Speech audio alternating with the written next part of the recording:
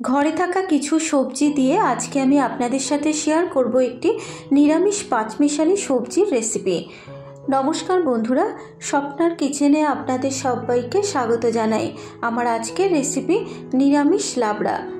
যে কোনো নিরামিষ দিনে আপনারা কিন্তু খুব সহজেই বাড়িতে এই রেসিপিটা বানাতে পারেন, আর বানানোও কিন্তু খুবই সহজ। রুটি, পরোটা, ভাত ডালের পাশে বা ভোগের খিচুড়ির পাশে এই লাবড়াটা খেতে কিন্তু দারুণ লাগে। আশা করি রেসিপিটা আপনাদের ভালো লাগবে। যদি রেসিপিটা আপনাদের ভালো লেগে থাকে আপনারা এভাবে একবার বাড়িতে ট্রাই করবেন ও আমাকে কমেন্ট করে জানাবেন রেসিপিটা আপনাদের কেমন লাগলো। তাহলে দেখে নেওয়া যাক আমার আজকের ভিডিওটা। নিরামিষ লাবড়া বানানোর জন্য এখানে কিছু সবজি আমি কেটে নিয়েছি। এখানে অর্ধেকটা লাউকে খোসা ছাড়িয়ে একটু ছোট সাইজের টুকরো করে কেটে নিয়েছি। এখানে একটা মাঝারি সাইজের বেগুনটাকে একটু লম্বা টুকরো করে কেটে নিয়েছি। এখানে ফুলকপিটাকে ছোট টুকরো করে কেটে নিয়েছি। একটা বড় সাইজের আলুকে একটু ডুমো করে কেটে নিয়েছি। 250 গ্রাম কুমড়োটাকে খোসা সমেত কেটে নিয়েছি। আর যে সবজিগুলো লাগবে সেগুলো হচ্ছে এখানে বরবটিটাকে লম্বা টুকরো করে কেটে নিয়েছি। পুঁইশাকের পাতাগুলোকে অর্ধেক করে কেটে নিয়ে পুঁইশাকের ডাঁটাগুলোকে মাঝখান থেকে ঠিক এইভাবে কেটে নিয়েছি। এতে করে পুঁইশাকের ডাঁটাগুলো কিন্তু খুব ভালো মতো সেদ্ধ হয়ে যাবে। আর পটল, এখানে পটলটাকে অর্ধেক করে খোসা ছাড়িয়ে মাঝখান থেকে ঠিক এইভাবে পটলগুলোকে কেটে নিয়েছি। দুটো মূলোটাকেও লম্বা টুকরো করে কেটে নিয়েছি। আর সবশেষে নিয়েছি এখানে গাজরটাকেও লম্বা টুকরো করে কেটে নিয়েছি। আর সমস্ত সবজিগুলোকে আগে থেকে আমি খুব ভালো করে জল দিয়ে ধুয়ে রেখেছি। এবারে লাবড়ার জন্য একটা মশলা রেডি করে নেব। কড়াইতে দিয়ে দিলাম 3টে তেজপাতা, দিয়ে দিলাম 3টে শুকনো লঙ্কা ফাটিয়ে, দেব 2 চা চামচ গোটা জিরে, দেব 2 চা চামচ গোটা ধনে, দেব 1 চা চামচ 5 ফোড়ন, আর সবশেষে দিয়ে দেবো অল্প পরিমাণ একটু জয়িত্রী। এবারে গ্যাসের ফ্লেমটাকে লোতে রেখে ক্রমাগত নেড়ে চেড়ে মশলাটাকে শুকনো খোলায় ভেজে নেব। যতক্ষণ না মশলাটা থেকে সুন্দর একটা গন্ধ বেরোচ্ছে ততক্ষণ ক্রমাগত নেড়ে চেড়ে মশলাটাকে ভেজে নেব।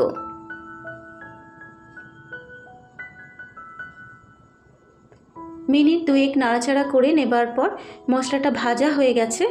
এবারে মশলাটাকে একটা প্লেটে ঢেলে ঠান্ডা করে গুঁড়ো করে নেব।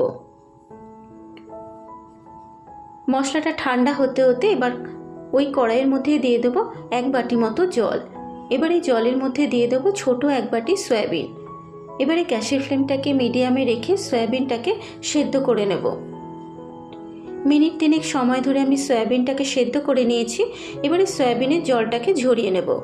সয়াবিনটা সেদ্ধ হয়ে যাবার পর এবার ওই কড়াইতে দিয়ে দেবো 3 টেবিল চামচ সর্ষের তেল। তেলটা গরম হয়ে যাবার পর তেলের মধ্যে দেব 2টো তেজপাতা, দেব 3টে শুকনো লঙ্কা ফাটিয়ে, আর দিয়ে দেবো ছোট চামচের 1 চা চামচ 5 ফোড়ন দিয়ে দেব। এবারে 30 সেকেন্ড মশলাটাকে ভেজে নেব। মশলাটা ভাজা হয়ে যাবার পর মশলাটা থেকে যখন সুন্দর একটা গন্ধ বেরোবে এবার এর মধ্যে দেব কেটে ধুয়ে রাখা আলু, দিয়ে দেব গাজর, আর দিয়ে দেব মূলো।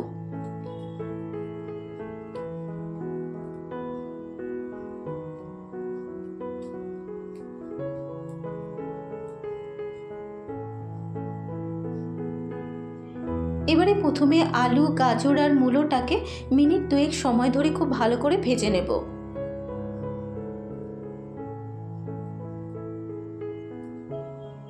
মিনিট 2 সবজিগুলোকে ভেজে নেবার পর এবার এর মধ্যে এক এক করে বাকি সবজিগুলোকেও দিয়ে দেব কেটে রাখা কুমড়ো, দেব ফুলকপি, দেব লাউ, দেব পুঁইশাক, বরবটি, আর দিয়ে দেবো পটল। এখন বেগুনটা দেব না, যেহেতু বেগুনটা সেদ্ধ হতে সময় কম লাগে তাই বেগুনটাকে পরে দেব। সবজিগুলো দেবার পর এবার ক্রমাগত নেড়ে চেড়ে মিনিট 3 সময় ধরে সবজিগুলোকে খুব ভালো করে ভেজে নেব।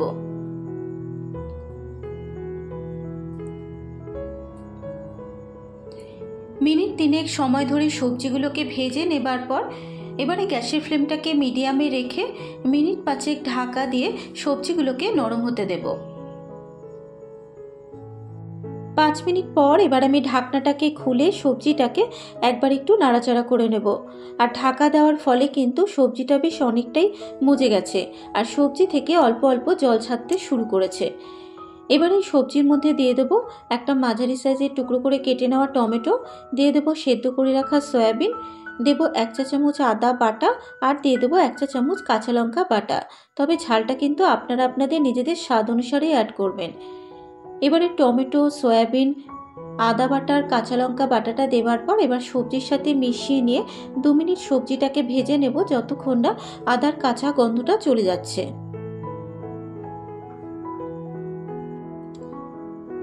মিনিট 2 সবজিটাকে ভেজে নেবার পর এবার এর মধ্যে দেব স্বাদ মতো নুন, দেব ছোট চামচের 1 চা চামচ হলুদ গুঁড়ো আর দিয়ে দেব আমি যে ভাজা মশলাটা গুঁড়ো করে রেখেছিলাম, দিয়ে দেব 2 চা চামচ মতো ভাজা মশলা। এবারে নুন, হলুদ গুঁড়ো, ভাজা মশলাটা দেবার পর সবজির সাথে খুব ভালো করে মিশিয়ে নেব।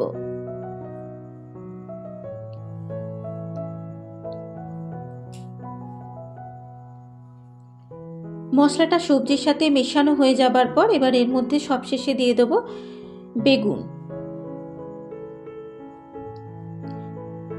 বেগুনটা দেবার পর এবার সবজির সাথে খুব ভালো করে মিশিয়ে নেব।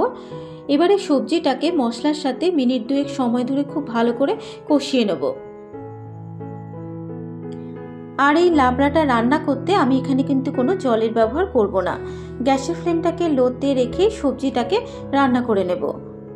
মিনিট 2 সময় ধরে আমি মশলার সাথে সবজিটাকে খুব ভালো করে কষিয়ে নিয়েছি। এবারে গ্যাসের ফ্লেমটাকে লোতে রেখে মিনিট 5-6 ঢাকা দিয়ে আমি সবজিটাকে সেদ্ধ হতে দেব। 6 মিনিট পর এবার আমি ঢাকনাটাকে খুলে সবজিটাকে আবারও একবার একটু নাড়াচাড়া করে নেব। আর নুন দেওয়ার ফলে কিন্তু সবজি থেকে বেশ কিছুটা পরিমাণে জল বেরিয়েছে, তাই সবজি সেদ্ধ করার জন্য কিন্তু আলাদা করে জল দেওয়ার প্রয়োজন নেই। এইভাবে ঢাকা দিয়ে যদি সবজিটাকে রান্না করা হয়, সবজির মধ্যে থেকে যে জলটা বেরোবে সেই জলেই কিন্তু সবজিটা খুব ভালো মতো সেদ্ধ হয়ে যাবে। এখানে যেহেতু সবজিটা আরেকটু সেদ্ধ হবে, তাই আমি এখানে আবারও মিনিট 5 ঢাকা দিয়ে সবজিটাকে সেদ্ধ হতে দেব।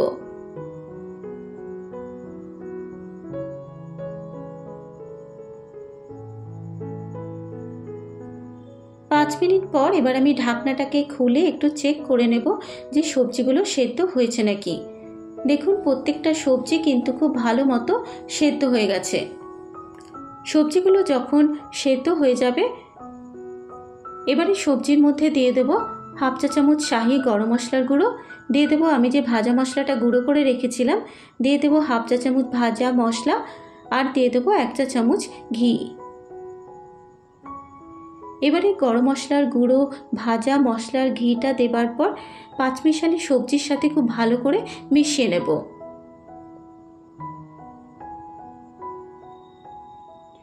সব কিছু যখন খুব ভালো মতো মেশানো হয়ে যাবে এবারে টেস্টটা ব্যালেন্স করার জন্য দিয়ে দিচ্ছি 1/2 চা চামচ চিনি। আমি এখানে গুঁড়ো চিনির ব্যবহার করেছি, আপনারা চাইলে দানা চিনিরও ব্যবহার করতে পারেন। চিনিটা দেবার পর এবার সবজির সাথে খুব ভালো করে মিশিয়ে নেব। চিনিটা সবজির সাথে মেশানো হয়ে যাবার পর এবার গ্যাসের ফ্লেমটাকে বন্ধ করে মিনিট 2-3 ঢাকা দিয়ে স্ট্যান্ডিং টাইমে রেখে দেব। তৈরি হয়ে গেছে আমার আজকের রেসিপি নিরামিষ লাবড়া। আশা করি রেসিপিটা আপনাদের ভালো লাগবে। যদি রেসিপিটা আপনাদের ভালো লেগে থাকে ফেসবুক থেকে দেখলে পেজটা ফলো করার অনুরোধ রইল। আর যারা ইউটিউব থেকে দেখছেন অবশ্যই আমার চ্যানেলটাকে সাবস্ক্রাইব করে পাশে থাকা বেল আইকনটি প্রেস করে দেবেন।